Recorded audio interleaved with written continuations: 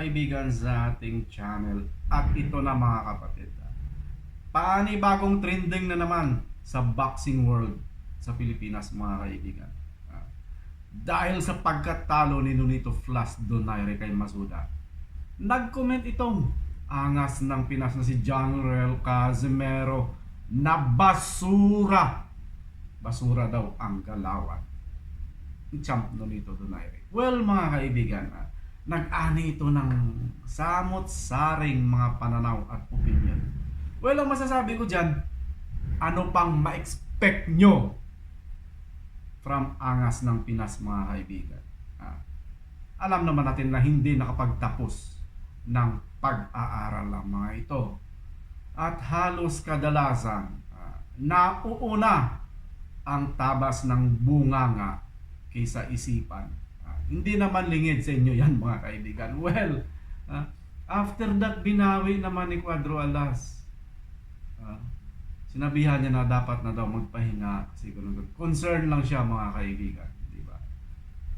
So parang ganito lang yan. Parang mamurahin ka muna o lalaitin ka muna bago ka sabihan ng maganda. Well, hindi na ano yan, hindi na bago yan sa Cuadro Alas angas ng Pinas, di ba? Ang ano lang, ang matindi lang mga kaibigan, kapag sila naman ang nasabihan ng katotohanan, hindi nila matanggap, di ba? At saka may beef na yan, Casimero and Donaire mga kaibigan. Malay natin, ikasa nyo ang laban, Cuadro Alas versus Nonito Donaire, para mas mainit ang bigayan ng suntok mga kaibigan. Well, masyado nyo lang sinisensyationalize kasi alam naman natin, gano'n naman talaga ang galawan ng Cuadro Alas ng Pinas. Pag nakapagsabi ng hindi maganda, babawiin din. Tapos yan, parang wala lang, di ba? Gano'n talaga yan. So, buti nga yun, medyo bumait ng mga yan. Hindi na masyadong nag-aangas at nagyayabang sa sukmit. Iwan ko lang kasi hindi naman ako nakafollow sa kanila yan. Hindi ko na sila pinapanood kasi wala namang may dudulot sa akin na maganda. But anyway, para may mapag-usapan, ganyan na naman. So ganun lang yan mga kaibigan.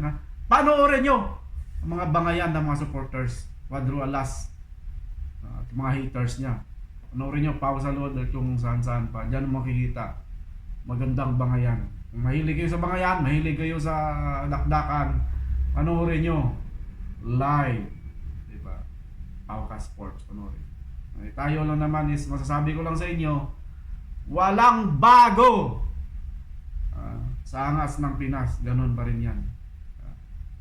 Nauuna ang tabas ng bunganga isa pag-iisip. Well, good luck lang. May laban siya sa April 18 versus Luis Neri. So ganun lang yan, diba? So ging-ging sa kalam pa rin mga kaibigan.